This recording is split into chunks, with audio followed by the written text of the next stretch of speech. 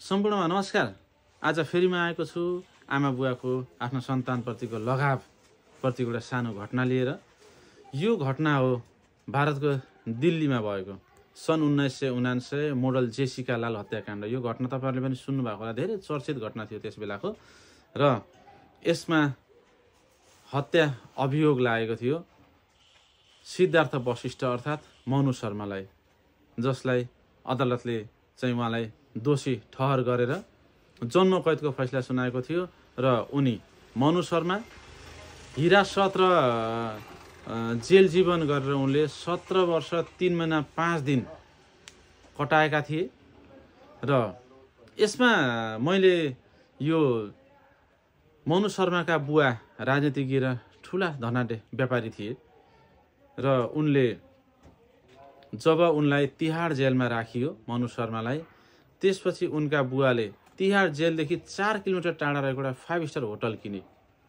त्यो होटल उनले किन किनेका थिए भने त्यसमा जेलमा रहेका उच्च अधिकारीहरूका आफन्त परिवारहरूलाई जागिर दिन र त्यहाँ जेलका उच्च अधिकारीहरूको चाहिँ विभिन्न समयमा हुने विवाह, पार्टी लगायतहरूका कार्यक्रमहरू चाहिँ त्यही होटलमा गर्नलाई, त्यो गरेर त्यहाँका उच्च अधिकारीहरूलाई चाहिँ आफ्नो प्रभावमा राख्न, जसका कारणले छोराको जेल जीवन चाहिँ सहज होस् भन्ने उद्देश्यले उनले त्यो 5 स्टार होटल किनेका थिए। अनि तपाईको बुवाको त्यो प्रयासले गर्दाखेरि उनको जेल जीवन धेरै सहज पनि भयो मनु शर्माको। तर सँगसँगै आफूले मनु शर्मा आफू पनि व्यापारी भएको हुनाले मनु शर्माले आफूले पनि एउटा त्यो तिहाड जेलमा यस्तो चेन्जेस ल्याए उनी जाँदाखेरि त्यहाँ कैदीहरूले उत्पादन गर्ने बेकरी लगायतका अन्य उत्पादनहरू जति पनि हुन्छन् त्यो उत्पादन चाहिँ वार्षिक 6 करोडको थियो। तर जब मनु शर्माले आफ्नो प्लान सुनाए जेलरलाई र त्यो जेल प्रशासनले पनि उनीप्रति विश्वास गरेर उनलाई त्यो जिम्मा लगाइदियो, उत्पादनको क्षेत्र जुन जिम्मा लगाएर उनको जिम्मामा आइसकेपछि 10 वर्षपछि त्यहाँको टर्नओभर 31 करोडमा पुगेछ। र उनको जेल जीवन दुईटै कारणले, एउटा आफ्नो त्यो खुबीका कारणले पनि र बुवाको त्यो कारणले पनि, बाहिरबाट बुवाले त्यति प्रयत्न गर्नु र आफूले भित्रबाट त्यो राम्रा कामहरू गर्नु, ती कारणले गर्दाखेरि मनु शर्मा पेरोलमा छुटेका थिए। पेरोल भनेको सबैको यी हरेक देशका आफ्ना आफ्ना नियम हुन्छन्।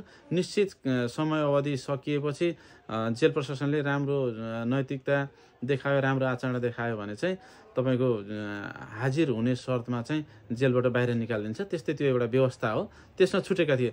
मैले यहाँनिर यो किन जोडेँ भने कुनै पनि बुवा आमाले आफ्ना छोराछोरीलाई, त्यो छोराछोरीले जस्तो कर्म गरे भने त्यो कर्मको सजाय त उसले भोग्छ नै, त्यो भित्र पनि आफूले के गर्न सकिन्छ भन्नको लागि, सन्तानका लागि के गर्न सकिन्छ भन्नको लागि चाहिँ बुवा आमा निरन्तर त्यसमा लागिरहनु भएको हुन्छ।